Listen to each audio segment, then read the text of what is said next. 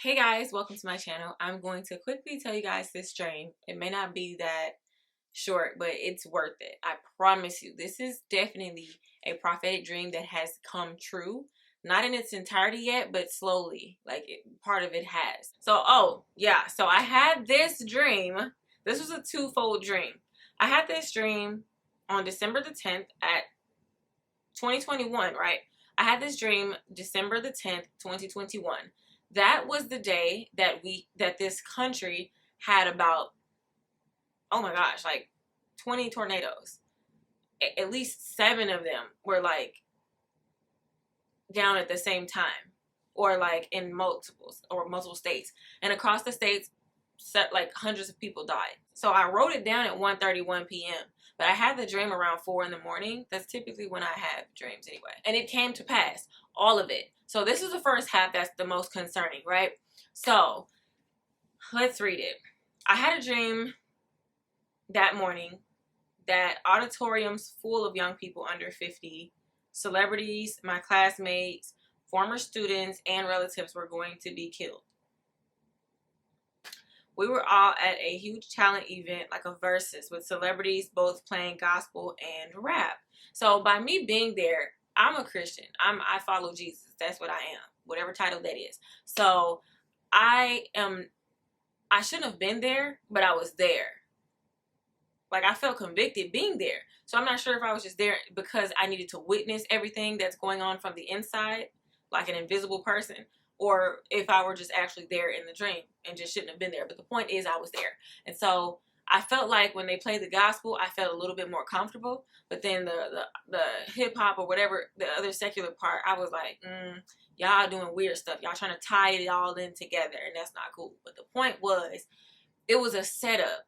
I was getting a feeling like the industry was really setting people up for failure. And so I looked over and I saw Ludacris sitting in the audience. And I was like, you're a celebrity. You're supposed to be up on stage. And he was like, nah, I'm not feeling this. And I was like, trying to give me a little tea. Like, what you know? What do you know? Like, come on, tell me a little some insider tea. Give me the scoop. And so he was like, I'll tell you. You just hold on, hold tight. I'll tell you. Because he just wasn't feeling it. And I was like, okay. So then I saw Drake come over. It's crazy. I saw him come over. He was like, yo, bro, come on stage. Like, come join us. And he was like, nah, I'm good. I'm good. And what he said was, he leaned over and told me, he was like, this is a setup. Like, the industry is setting us up. But he couldn't tell me all of it. So that's why he said, I'll tell you the rest later, like, or whatever. But Drake and them came over and was trying to get him to go, whatever. So next thing you know, poof, here comes this whole... It looked like a Roman candle. When you light it and it goes poof and it hits, wherever it hits, it sets a fire, like a fireball. That's what happened. And the fireball hit the ceiling. And it was so pretty at first, but then it was like, wait a minute, that's a fire. It started a slow spreading fire. And I was like, bro, we're about to die. I got to get out of here. So I had this Louis Vuitton bag that I have, my Never Full, which is full of just baggage, right? Because it's typically a travel bag.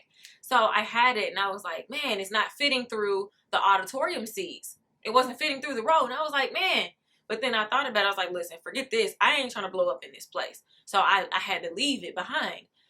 And I saw my cousins and all, like most of the people rushed towards the back, which was crazy because the people down front, it was kind of a clear path. So I went down the front way and went out the side door. As soon as I went out the door, the whole place blew up. There were so many people still left in there. I don't know if it was my cousins. I don't know if they made it out. I don't know. But I know that they died. They perished ASAP. So then I thought about it. I was like, whoa, this is like a Final Destination type plot. This is crazy. And I was like, if I don't know any better, I'm pretty sure there's about to be a timer. Lo and behold, here comes a voice over the PA system saying, well, first of all, they started talking. They were like, see, this is what happened. You should have valued your time. They thought that, like, speaking in second person, they were like, they thought that, or third person, they were like, they thought that they had a lot more time here and they should have valued the time that they had. And all I could feel was just heartbreak, like, oh my gosh, all of those people. But then the timer started and I was like, listen, I got to get out of here. I can't be, you don't have time to mourn when there's so much going on, like this whole pandemic. Like, people dropped like flies in 2020, but you didn't even have time to really grieve because you were trying not to get it. You were trying not to be the next person. I know when I got it, I was just trying to worry about me, like, and it was just so sad. Like, young people are just dying. And listen to me, I forgot to mention this. In this dream, all of the people, I saw a few, like, baby boomers. They were the managers, though. They were, like, the ones trying to keep things in order. But they disappeared. So the people who perished, this whole dream is really focused around those that are under, like, 55. 55 and under.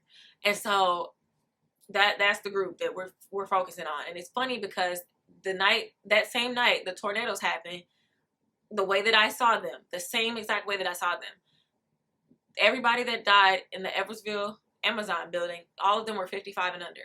Literally, there was a girl like my age, she was like 32, 33. I was like, wow. There was a girl that was like 32, 33, and I was like, wow, that's crazy. Like, the people, her relatives on the news confirmed that there was a timer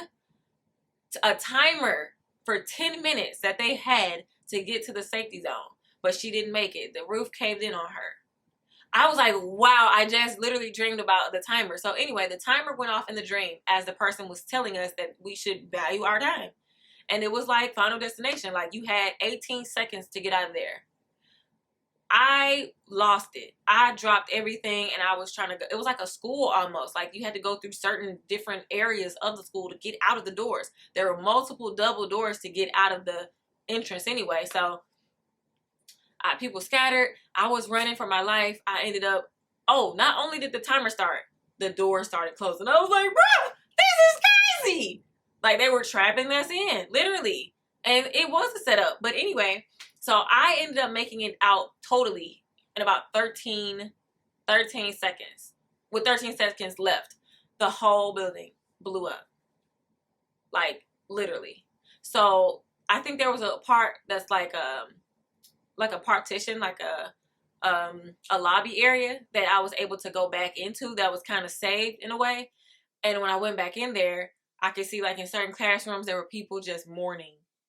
But they were, like, just in shock. Like, they couldn't even, who was this? They couldn't even believe it. And I was, like, in shock. I'm looking for my phone. I went back in there because of the phone. The reason why I was slow poking around was because I was actually trying to get a phone, because I'm thinking, like, well, if I make it out, how am I going to get home? I got to call my parents, somebody to call me, because I'm out here in this random place. But when it's you fighting for your life, you have to leave everything behind. Leave all the baggage, all the worldliness. That's what it seems like. That's what it was telling me in the dream. Any worldliness, any secular, all this type stuff that's not like God, you got to let that stuff go. All this baggage, toxic people, relationships, all of that has to go. All this, the paganism stuff that y'all do, tarot card reading, all this, the acts of divinity, all the witchcraft, all that type of stuff has to go, or you're going to perish. And that's literally the basis of that dream. But also that many were going to die. I mean, like, in droves, like none other. It's crazy how right now to this day, from December the 10th to today, so, like, literally triple the amount of millennials and Gen Zers have died versus baby boomers. It's like the baby boomers are hanging on, which I'm happy for. But it's so sad to see so many young people leaving here unnecessarily, like, before their time. Like, they're getting killed, like, just doing dumb stuff, being in the wrong place at the wrong time. And that's what the dream was. I mean, when you just look at things from December to we're 6-7 months into the year 2022, look how many, like, mass shootings there have been. Like, even domestic squabbles. Like, men are really taking their partners out. Women too, but, like, men are really, like, attacking women. It's just crazy. Like, just beating them and doing everything, just taking them out. Like, road rage. And of course, now we have a new monkeypox. We have another plague coming. I saw another plague coming as well. Like, I saw it happening to me. Like, I saw boil-like lesions. And now that I think about it, I've seen a picture of monkeypox, but it wasn't like monkeypox. It wasn't like those little tiny bumps, like a smallpox. This was like lesions that had boils popping up out of them. But it came and it left. I don't know yet. But the point is, these people under 55, they are leaving here. If that's you, you need to take heed. I'm not saying that people aren't just regularly going to leave the world. Yes, that happens, but this is an alarming rate. The young people, seriously, there's so much trafficking going on. There's so many just graduation. Did y'all see the grandmother that got shot at a graduation?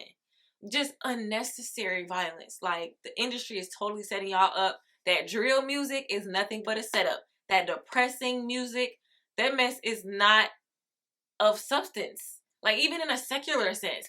When I was in the streets, why would I want to walk around listening? I never listened to that type of music, like toxic music. Yeah, I listen to like street music, you know what I'm talking about, handling a dude or two or whatever. But Bun B and Pimp C them, they OG rappers, they weren't rapping about AKs like that. They were actually, it was like poetry, but they were talking about street struggle, but mostly like elevating.